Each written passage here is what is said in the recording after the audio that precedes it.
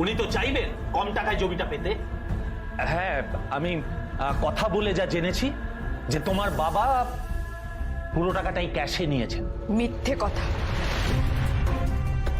আপনি ভুল বলছেন। আমার বাবা কিচ্ছু বলেননি, আমার বাবার সঙ্গে এইসব নিয়ে কথাই হয়নি। যা বলার ওনারা বলেছিলেন, বাবা শুধু বলেছিলেন টাকাটা যেন তাড়াতাড়ি পেয়ে যান, আর কিচ্ছু না।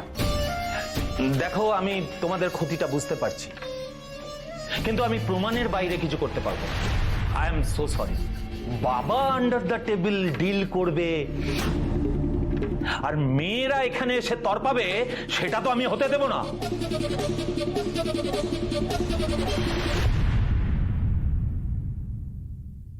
আপনার সঙ্গে ঋষি ব্যানার্জির কত টাকা ডিল হয়েছে স্যার? এই মেয়ে, একদম বাড়াবাড়ি করো না।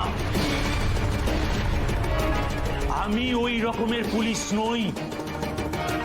আমি যেটা জেনেছি, যেটা বুঝেছি, সেটাই তোমাদের বলেছি। বেশি বাড়াবাড়ি একদম করো না, খুব মুশকিলে পড়ে যাবে কিন্তু।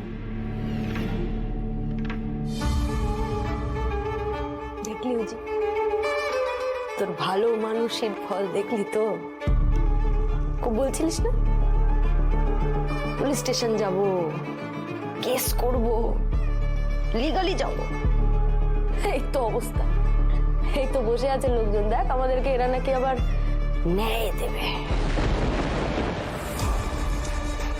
এই তোমরা বেরো তো, স্যার কি বললেন শুনতে পেলে না? যাও যাও বেরো, যাও। স্যার,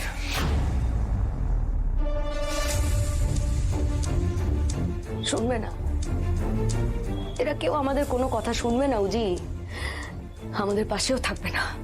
বুঝতে পেরেছিস? এবার এবার বুঝলি তো?